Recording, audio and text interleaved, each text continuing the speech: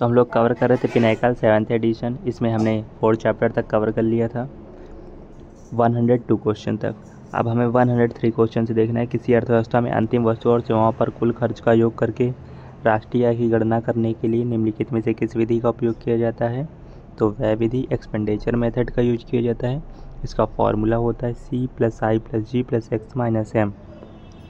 C होता है उपभोग व्यय, वस्तु और सेवाओं पर घरेलू खर्च। I होता है निवेश व्यय, इन्वेस्टमेंट एक्सपेंडिचर, पूंजीगत वस्तु पर व्यावसायिक खर्च। G होता है गवर्नमेंट एक्सपेंडिचर, बुनियादी ढांचे, वेतन आदि पर खर्च। X-M होता है शुद्ध निर्यात, निर्यात घाटा, आयात। संतुलित बजट से आप क्या समझते हैं? जब राजस्व के बराबर व्यय होगा तो वहाँ पर संतुलित बजट होगा। राजस्व के बराबर व्यय संतुलित अर्थव्यवस्था को प्राप्त करने और राजकोषीय सुदृढ़ बनाए रखने के लिए संतुलित बजट एक आदर्श दृष्टिकोण है। अधिशेष बजट, जब आय या राजस्व व्यय से अधिक हो। घाटे का बजट, जब सरकारी व्यय राजस्व से अधिक हो। निम्नलिखित में से सत्य कौन सा है बताना है। उच्च मुद्रास्फीति, हाई इन्फ्लेशन का अर्थ है कम वास्तविक सकल घरेलू उत्पाद यदि अन्य कारक समान रहें। सही है। यदि नाम मात्र सकल घरेलू उत्पाद GDP और वास्तविक सकल घरेलू उत्पाद GDP समान है तो कीमत सूचकांक 200 होगा। गलत है, 100 होता है। वास्तविक GDP एक मुद्रास्फीति समायोजित माप जो किसी दिए गए वर्ष में किसी अर्थव्यवस्था द्वारा उत्पादित सभी वस्तुओं और सेवाओं के मूल्य को दर्शाता है। वास्तविक GDP आधार वर्ष की कीमतों में व्यक्त की जाती है। नॉमिनल GDP, नाम मात्र GDP, मुद्रास्फीति के समायोजन के बिना मौजूदा कीमतों में दी गई GDP है। वास्तविक GDP इक्वल टू होता है नॉमिनल GDP अपान मूल्य सूचकांक इंटू 100। यदि नाम मात्र GDP और वास्तविक GDP समान है तो मूल्य सूचकांक 200 के बजाय 100 के बराबर होता है। आमतौर पर कुल मांग पर सरकारी खर्च में वृद्धि की तुलना में करों में कमी का डैश गुणक प्रभाव होगा, छोटा गुणक प्रभाव होगा। कुल मांग एक शब्द है जिसका उपयोग मैक्रो इकोनॉमिक्स में उपभोक्ता वस्तुओं, सेवाओं और पूंजीगत वस्तुओं सहित घरेलू स्तर पर उत्पादित वस्तुओं की कुल मांग का वर्णन करने के लिए किया जाता है। इसका सूत्र है AD इक्वल टू चिंगम वाला फॉर्मूला, AD इक्वल टू कुल मांग, C उपभोग, I इन्वेस्टमेंट निवेश, G गवर्नमेंट एक्सपेंडिचर, X कुल निर्यात, M कुल आयात। दी गई डेटा तालिका से बाजार मूल्य पर NNP की गणना कैसे की जाती है? तो NNP की गणना करने का फॉर्मूला होता है NNP इक्वल टू सकल राष्ट्रीय उत्पाद बाजार मूल्य पर इक्वल टू NDP, शुद्ध घरेलू उत्पाद कारक लागत पर माइनस शुद्ध आय घटा देंगे जो विदेश से मिलती है प्लस शुद्ध अप्रत्यक्ष कर जोड़ देंगे तो हमें मिल जाएगा NNP। फैक्टर कॉस्ट पर NDP साथ ही विदेश से निवल कारक आय डैश के बराबर है, फैक्टर कॉस्ट पर NNP के बराबर है। कारक लागत फैक्टर कॉस्ट पर शुद्ध घरेलू उत्पाद NDP किसी देश के घरेलू क्षेत्र के भीतर मजदूरी, मुनाफा, किराया, ब्याज आदि के रूप में कारकों द्वारा अर्जित है। फैक्टर कॉस्ट पर NDP इक्वल टू बाजार मूल्य पर NDP माइनस अप्रत्यक्ष मामले पर प्लस सब्सिडी। बाजार मूल्य पर शुद्ध राष्ट्रीय उत्पाद NNP में से अगर विदेशों से शुद्ध कारक आय घटा देंगे तो हमें बाजार मूल्य पर शुद्ध घरेलू उत्पाद मिल जाता है। बाजार मूल्य पर सकल राष्ट्रीय उत्पाद GNP एक लेखांकन वर्ष के दौरान आम नागरिकों द्वारा देश के घरेलू क्षेत्र में उत्पादित सभी अंतिम वस्तुओं और सेवाओं का बाजार मूल्य है जिसमें विदेश से शुद्ध कारक आय भी शामिल है। फैक्टर कॉस्ट पर NDP साथ ही विदेश से निवल कारक आय डैश के बराबर है। फैक्टर कॉस्ट पर NNP के बराबर होते हैं। कारक लागत फैक्टर कॉस्ट पर शुद्ध घरेलू उत्पाद NDP किसी देश के घरेलू क्षेत्र के भीतर मजदूरी, मुनाफा, किराया, ब्याज आदि के रूप में कारकों द्वारा अर्जित है। फैक्टर कॉस्ट पर NDP इक्वल टू होता है बाजार मूल्य पर NDP माइनस अप्रत्यक्ष मामले पर कर घटा देंगे और सब्सिडी जोड़ देंगे। बाजार मूल्य पर शुद्ध राष्ट्रीय उत्पाद NNP क्या होता है?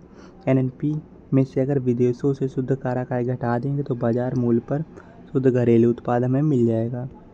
बाजार मूल्य पर सकल राष्ट्रीय उत्पाद GNP एक लेखांकन वर्ष के दौरान आम नागरिकों द्वारा देश के घरेलू क्षेत्र में उत्पादित सभी अंतिम वस्तुओं और सेवाओं का बाजार मूल्य है जिससे विदेश से शुद्ध कारक आय भी शामिल है। डेबिट रिकॉर्डों के अनुसार उच्च घाटे की स्थिति के दौरान करारोपण और ऋण ग्रहण व्यय के लिए खर्च करने के डैश वित्त साधन है, समतुल्य साधन है। रिकॉर्डियन तुल्यता एक आर्थिक सिद्धांत जो कहता है कि वर्तमान करों या भविष्य के करों और वर्तमान घाटे से सरकारी खर्च का वित्त पोषण समग्र अर्थव्यवस्था पर समान प्रभाव डालेगा। इसका तात्पर्य यह है कि ऋण वित्त पोषित सरकारी व्यय को बढ़ाकर अर्थव्यवस्था को प्रोत्साहित करने के प्रयास प्रभावी नहीं होंगे, क्योंकि निवेशक और उपभोक्ता समझते हैं कि ऋण का भुगतान अंततः भविष्य के करों के रूप में करना होगा।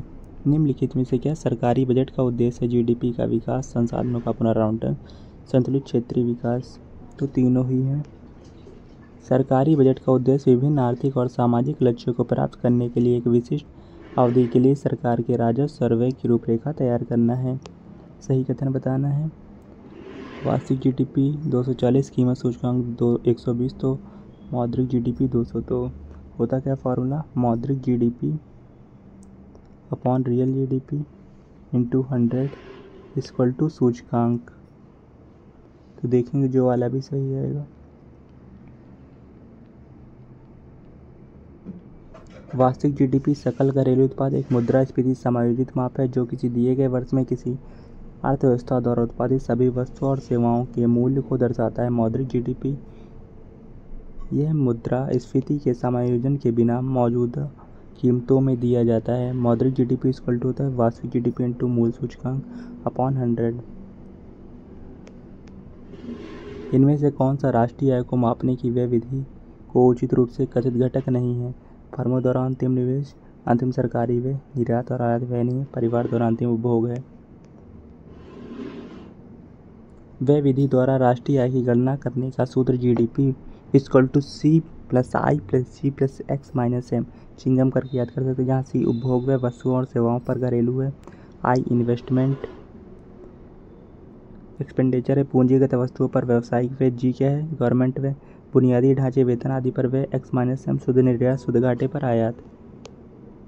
डैश सरकार की वह आय है जो बिना किसी कानूनी उत्तराधिकारी के लोगों द्वारा अदावाकृत संपत्ति से प्राप्त होती। तो राजगामी संपत्ति।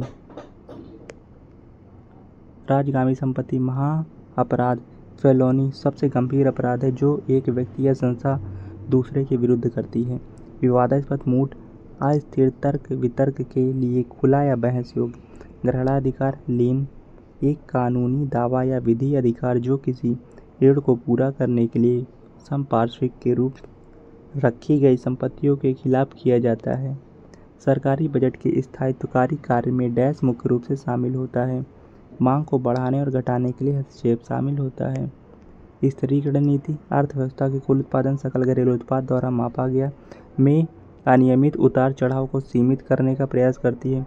मुद्रास्फीति या अपस्फीति में वृद्धि को नियंत्रित करती है। 2 रूप विस्तारित वाद नीति सरकारी अर्थव्यवस्था को बढ़ावा देने के लिए कर को कम करने या खर्च बढ़ाने की ओर कदम बढ़ाती है। संकुचनवादी नीति तब होती है जब सरकार अर्थव्यवस्था को धीमा करने और मुद्रास्फीति को कम करने के लिए कर को बढ़ाती है, खर्च कम करती है। निम्नलिखित मदों में से कौन सा सरकारी बजट के गैर योजनागत राजस्व व्यय का हिस्सा नहीं है? राज्यों और केंद्र शासित प्रदेशों के लिए केंद्रीय सहायता नहीं है। CR रंगराजन समिति की सिफारिश पर 2016 में योजना और गैर योजना व्यय के बीच का अंतर समाप्त कर दिया गया था। गैर योजना राजस्व व्यय से तात्पर्य सरकार द्वारा किए जाने वाले आवर्ती व्यय से है जो किसी विशिष्ट विकास योजना या परियोजना से संबंधित नहीं होते। उदाहरणों में ब्याज भुगतान, वेतन और मजदूरी, सब्सिडी, पेंशन, रक्षा, राजस्व व्यय, अन्य प्रशासनिक व्यय आदि शामिल हैं। राष्ट्रीय आय की गणना में निम्नलिखित मदों में से किसे बाजार मूल्य पर NNP में से घटाया जाएगा? तो नेट अप्रत्यक्ष कर को घटाया जाएगा। नेट अप्रत्यक्ष कर, निवल अप्रत्यक्ष कर। कारक लागत पर शुद्ध राष्ट्रीय उत्पाद NNP को राष्ट्रीय आय के रूप में भी जाना जाता है। कारक लागत पर NNP बराबर बाजार मूल्य पर NNP माइनस शुद्ध अप्रत्यक्ष कर। इस प्रकार राष्ट्रीय आय कारक लागत पर NNP प्राप्त करने के लिए शुद्ध अप्रत्यक्ष करों को बाजार मूल्य पर NNP से घटाया जाना चाहिए। अनुपातिक कर स्वायत्त व्यय गुणक को कम करने में मदद करेंगे क्योंकि कर MPC को घटाते हैं। MPC उपभोग करने के सीमांत प्रति यह आय में प्रति इकाई परिवर्तन के अनुसार उपभोग में परिवर्तन है। अनुपातिक कर आय का एक स्थिर अंश के अंश कर के रूप में लेते हैं, जिससे उपभोग के लिए उपलब्ध डिस्पोजल आय कम हो जाती है। चूँकि करों के बाद परिवारों के पास कम डिस्पोजल आय होती है, इसलिए अतिरिक्त आय से उनके द्वारा उपभोग की जाने वाली राशि कम हो जाती है। इस प्रकार स्वायत्त व्यय गुणक कम हो जाएगा। CBIC का फुल रूप क्या है? Central bureau of indirect tax and custom.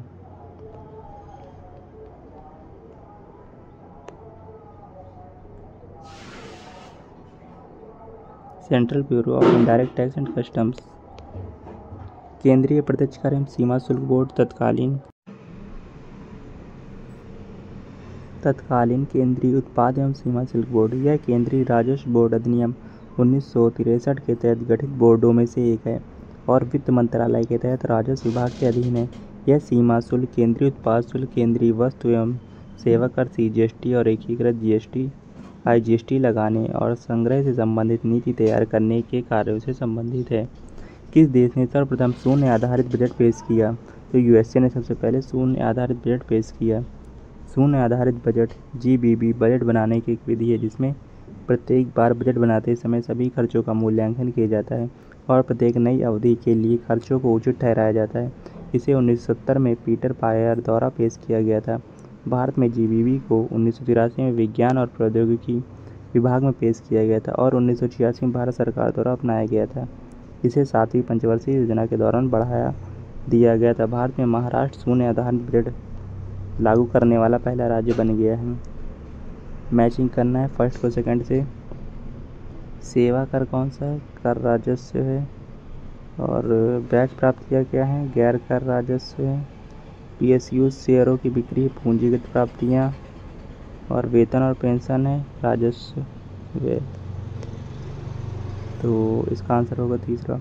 कर राजस्व, आयकर, कारपोरेट कर, सीमा शुल्क, वैट आदि।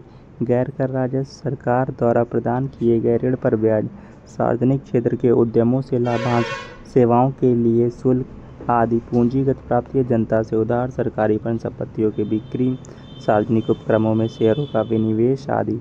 राजस्व सरकारी वेतन, पेंशन, सब्सिडी, ऋण पर ब्याज भुगतान आदि पर खर्च। निम्नलिखित में से किसे परिचालन अधिशेष ऑपरेटिंग सरप्लस में शामिल नहीं किया जाता है?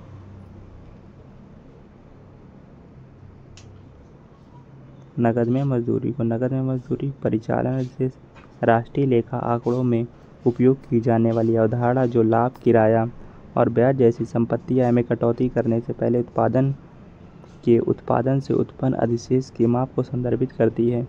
यह मूल्य वर्धित वैट और सकल घरेलू उत्पाद का एक घटक है। बाजार कीमत और कारक लागत पर योग में मूलभूत अंतर क्या है? तो नेट इनडायरेक्ट टैक्स है।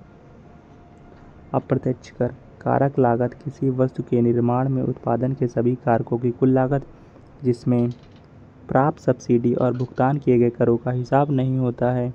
सही मिलान की पहचान करनी है। सेवानिवृत्त सरकारी कर्मचारियों की पेंशन राजस्व प्राप्ति। तो प्राप्ति कहाँ हुई? रेलवे मशीनरी की खरीदारी पूंजीगत व्यय, ये सही है, ओनली बी। पूंजीगत व्यय ऐसा व्यय जो सरकार की संपत्ति सृजित करता है या देयता को कम करता है। उदाहरण संपत्ति, उपकरण, भूमि, कंप्यूटर, फर्नीचर और सॉफ्टवेयर की खरीद।